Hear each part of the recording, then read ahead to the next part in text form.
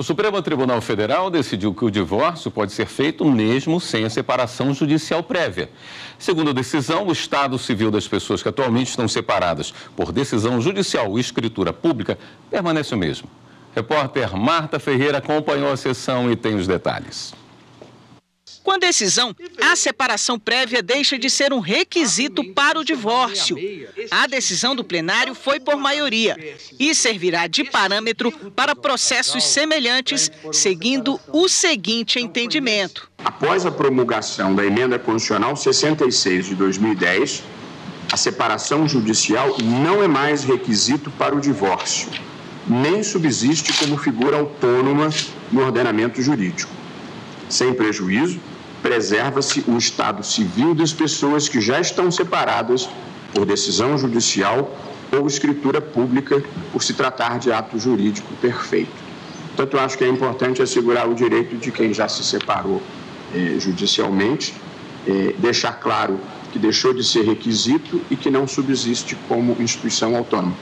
A discussão teve início porque uma emenda constitucional de 2010 passou a permitir o fim dos casamentos sem a necessidade de uma prévia separação do casal. Também dispensou a necessidade de um tempo mínimo antes do encerramento da relação. Desde então, a separação prévia não vem sendo exigida. Mas o caso da separação de um casal do Rio de Janeiro veio parar no plenário do STF. Uma das partes alegou que o Código Civil não foi atualizado depois da mudança na Constituição e que a exigência da separação judicial antes do divórcio ainda estaria valendo. Acabou prevalecendo o entendimento do relator do processo, o ministro Luiz Fux. Ele considerou que não só a separação não deve ser exigência para o divórcio, como também não deve funcionar de forma autônoma após a emenda constitucional de 2010.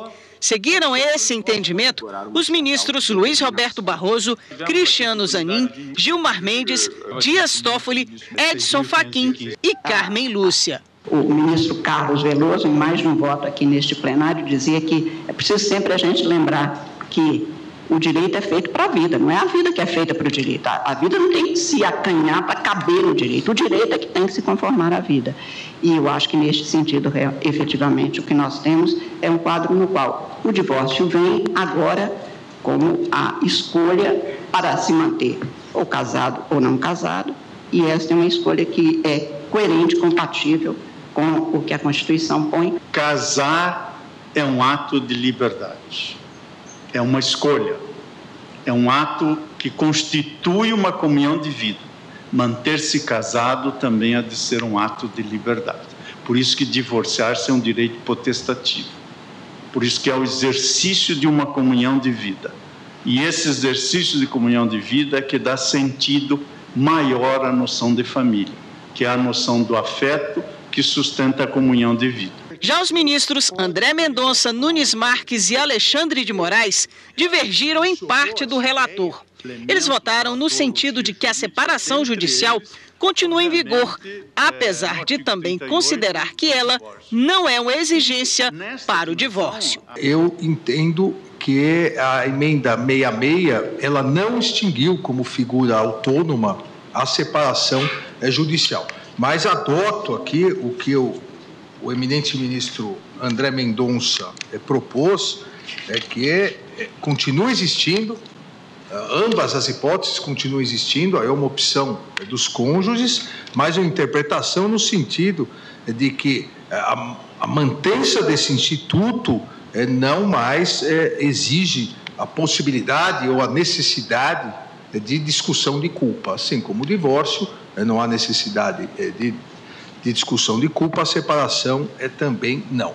E no caso concreto, na verdade, no caso concreto, não há, esse segundo tópico, pouca consequência dá. Eu nego o provimento, assim como todos os demais. Com a decisão, o estado civil das pessoas que atualmente estão separadas por decisão judicial ou por escritura pública permanece o mesmo. Ainda nesta sessão, os ministros recomeçaram a análise de uma ação que discute a omissão do Congresso Nacional em regulamentar a licença paternidade dos trabalhadores. Vamos falar ao vivo com a repórter Marta Ferreira, que atualiza as informações para a gente. Boa noite, Marta. Boa noite, William. Boa noite a todos. Esse julgamento havia começado no plenário virtual e migrou para o plenário físico a pedido do ministro Luiz Roberto Barroso, presidente do STF. O relator desse caso é o ministro Marco Aurélio, já aposentado, mas o voto dele segue valendo. O que está em discussão? A Constituição Federal estabelece que todo trabalhador tem direito à licença paternidade, só que os detalhes desse direito ainda não foram definidos numa lei específica, que ficou valendo, então, temporariamente, que a licença paternidade seria de 5 dias. A Confederação Nacional dos Trabalhadores da Saúde entrou no Supremo para que haja regulamentação de uma lei específica. Hoje só houve as sustentações orais, seguindo aquele novo formato de julgamento estabelecido pelo presidente, o ministro Luiz Roberto Barroso. Numa outra data, será retomado esse julgamento com o voto dos ministros que já votaram no plenário virtual e podem continuar ou manter ou mudar a posição no plenário físico. Esse julgamento, lembrando, será retomado numa outra data ainda não definida. William. Obrigado pelas informações, Marta.